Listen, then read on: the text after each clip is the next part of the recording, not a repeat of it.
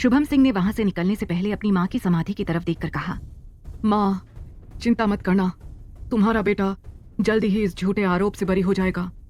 और इतना कहकर शुभम वहां से निकल गया। नव्या ने एक लंबी सांस ली, जैसे कि उसे एक भारी बोझ से मुक्ति मिल गई हो। कुछ ही देर में नव्या घर पहुंच गई। वो बहुत ही ज्यादा खराब रास्ते के कारण थक चुकी थी, इसलिए तुरंत नहाकर आराम से बैठकर टीवी देखने लगी। उसने न्यूज में देखा कि शुभम की बात चल रही थी। न्यूज में दिखाया जा रहा था कि जल्द ही शुभम ने एक प्रेस कॉन्फ्रेंस करने को कहा है और ये भी कहा जा रहा था कि वो जल्द ही उसके खिलाफ झूठे आरोप लगाने वालों पर भी केस करके उनकी सच्चाई सामने लाएगा। कुछ ही देर में सोशल मीडिया, न्यूज़पेपर, हर जगह बात फैलने लगी थी कि शुभम वापस आ गया। कुछ लोग उसकी बुराई कर रहे थे तो कुछ लोग उसके खामोश होकर बेहतरीन जवाब देने के अंदाज की तारीफ कर रहे थे। भले ही शुभम ने अपने इंटरव्यू में कोई पुख्ता सबूत नहीं दिया था, लेकिन उसके फैंस बहुत खुश थे, ये सोचकर कि अब शुभम इस केस को जल्दी ही जीत लेगा। नव्या ने जैसे ही दूसरे न्यूज चैनल्स को देखा तो उसमें शुभम को लेकर डिबेट चल रही थी। शुभम सिंह का अब अपना नाम साफ करने आना बेशर्मी है। Shameless. An actor is an actor. He really knows how to act. I'm impressed. He looks like a clown. I don't believe a word he says. वो एक बेहतरीन आर्टिस्ट है। I know उसने कुछ नहीं किया। डिबेट देखकर नव्या समझ गई कि अशोक चौहान भी अब शुभम के इंटरव्यू को देखकर चुप नहीं बैठेगा। वो शुभम पर अब कोई बड़ा इल्जाम लगाने का ट्राई करेगा। यहाँ अविनाश ऑफिस में काम कर रहा था, तभी उसका असिस्टेंट शशांक उसके पास आया। सर, न्यूज चल रही है कि शुभम सिंह वापस आ गया है और उसने मीडिया से बात भी की है। शशांक ने कहा। क्या? अविनाश ने शॉक्ड होकर कहा। हाँ सर, नव्या मैम ने शुभम को ढूंढ निकाला है। सुनने में आया है कि नव्या मैम उसे ढूंढने के लिए उसकी माँ की समाधि तक गई, वहीं शुभम बैठा हुआ था। शशांक ने कहा। शशांक की बात सुनकर अविनाश कुछ सोचता हुआ शांत बैठ गया था। आगे क्या करना है सर? शशांक ने अविनाश से पूछा। Go and arrange for a best lawyers to work with Shubham. They must help Shubham as much as possible. Avinash ने शशांक से बहुत ही ठंडी आवाज में कहा। अविनाश को नव्या का इस तरह अकेले जाना बिल्कुल अच्छा नहीं लगा। उसको नव्या के केयरलेस होने पर गुस्सा आ रहा था। अविनाश ने कुछ देर सोचते हुए कहा, नव्या के मोबाइल में एक वीडियो है जो एविडेंस के तौर पर हमारे लिए बहुत यूजफुल होगा, लेकिन अशोक चौहान ने भी पूरी तैयारी की होगी। अगर शुभम इस केस को जीतना चाहता है तो उसे अभी और एविडेंस जुटाने होंगे। आखिर सर एविडेंस मिलेंगे कैसे? शशांक ने पूछा। तुम्हें एक बार उस लड़की की माँ से मिलना चाहिए, शायद तुम्हें उनसे कुछ एविडेंस के तौर पर मिल जाए। अविनाश ने कहा। वो जानता था कि कोई भी माँ अपनी बेटी को इस तरह पैसों या किसी भी चीज के लिए यूज नहीं कर सकती। उसकी माँ जरूर किसी डर से चुप होगी। अविनाश को लग रहा था कि अगर शुभम का ये मामला जल्द से जल्द नहीं सुलझाया गया तो नव्या फिर से इसमें शामिल हो जाएगी। वो बिल्कुल भी नहीं चाहता था कि नव्या किसी मुसीबत में पड़े। शशांक, मैं चाहता हूँ कि तुम इस मैटर को पर्सनली हैंडल करो, और हाँ, ट्राई करना कि बिल्कुल भी नव्या इस मैटर में इन्वॉल्व ना हो। अविनाश ने शशांक को ऑर्डर देते हुए कहा। वो चाहता था कि अब नव्या इस मैटर से जितना हो सके दूर ही रहे। Okay sir, I understand what I have to do, Shashank ने कहा। कुछ देर तक ऑफिस में अपना काम करने के बाद अविनाश घर आ गया। अविनाश जैसे ही घर आया उसने देखा कि नव्या सोफे पर लेटी आराम कर रही है और आरव वहीं बैठा हुआ ड्राइंग कर रहा है। जैसे ही आरव ने अविनाश को देखा तो अपनी ड्राइंग छोड़कर खुशी से उछल पड़ा। आरव पापा बोलने ही वाला था कि अविनाश ने तुरंत उसे उंगली से चुप रहने का इशारा कर दिया। अविनाश नहीं चाहता था कि नव्या की नींद खुले। पापा, आप कब वापस आए? मुझे आपकी बहुत याद आ रही थी। आरव ने फुसफुसाते हुए अविनाश से कहा। मैं अभी घर आया हूँ, अविनाश ने भी स्माइल के साथ फुसफुसाते हुए कहा। अविनाश की नजर आरव की बनाई हुई ड्राइंग पर गई। उसने आरव से ड्राइंग की तरफ इशारा करते हुए पूछा, आरव, तुमने ये क्या बनाया है? अविनाश के पूछते ही आरव खुश होकर अपनी ड्राइंग दिखाने लगा। पापा, मैंने आपको, मुझे और मम्मा को बनाया है। हमारी 3 लोगों की छोटी सी फैमिली। आपको ये पसंद आया? आरव ने अविनाश को दिखाते हुए कहा।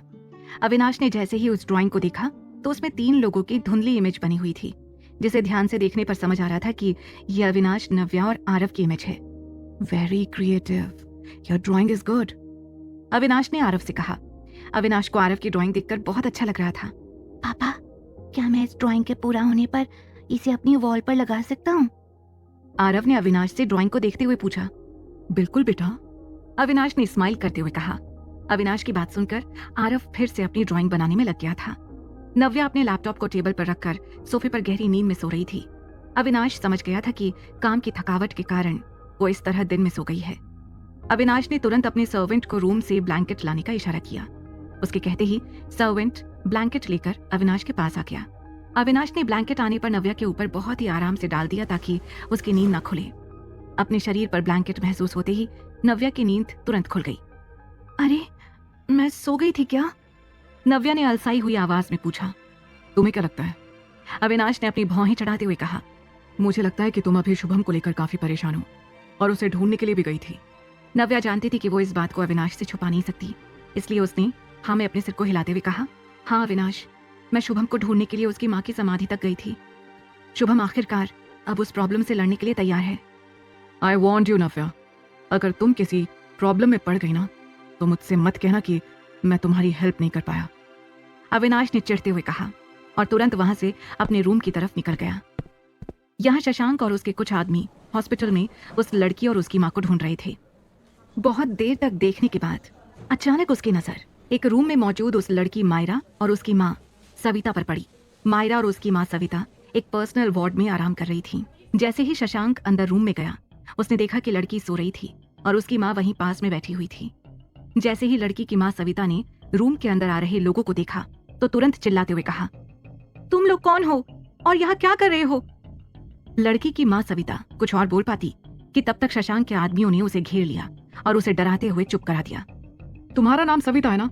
और बिस्तर पर जो लेटी है उसका नाम मायरा? सविता एक पल के लिए घबरा गई और वो अपना सिर हाँ में हिलाने ही वाली थी कि फिर उसने खुद को रोकते हुए तुरंत जवाब दिया, मुझे नहीं पता कि तुम लोग किसके बारे में बात कर रहे हो। मुझे जाने दो प्लीज, नहीं तो मैं चिल्लाकर लोगों को बुला लूंगी। शशांक जानता था कि वो झूठ बोल रही है। इसे बाहर ले जाओ, शशांक ने सविता की तरफ इशारा करते हुए अपने आदमियों से कहा।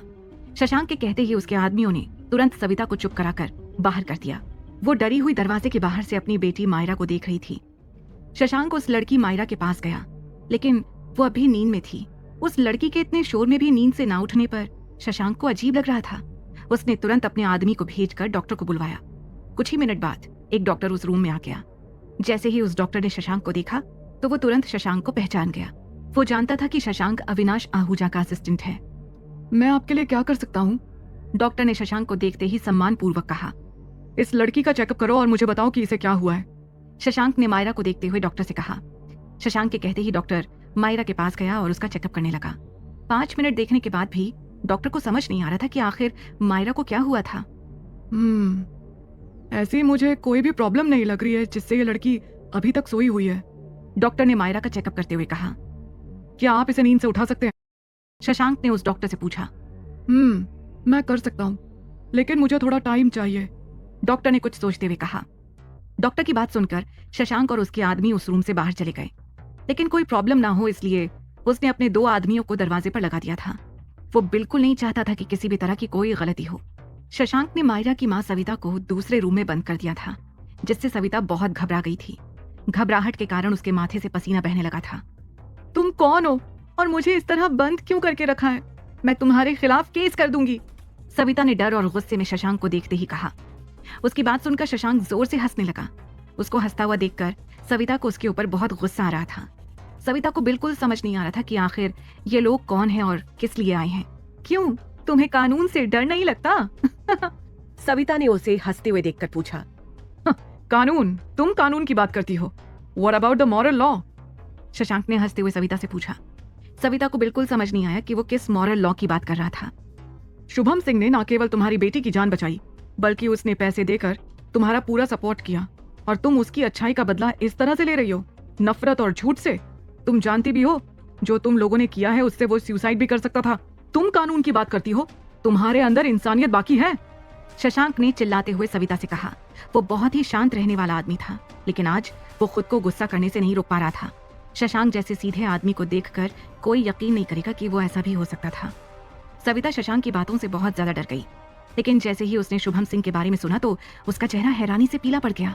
उसके होंठ कांप रहे थे, वो कुछ भी बोल नहीं पा रही थी। तुम लोगों ने शुभम को फंसाने के लिए एक साजिश रची और अपनी ही बेटी को उसमें शामिल करने के लिए उसे मैनिपुलेट किया। अब बोलो, तुम कानून के बारे में कुछ बोल रही थी? शशांक ने सविता की तरफ घूरते हुए पूछा। उसके इस तरह घूरने से सविता की आंखें अपने आप नीची हो गईं। आखिर सविता शशांक से क्या छुपा रही थी? क्या सविता बता देगी शशांक को सारी सच्चाई? क्या होगा जब डॉक्टर मायरा को नींद से उठाएगा? इन सभी सवालों के जवाब जानने के लिए सुनते रहिए द रिटर्न।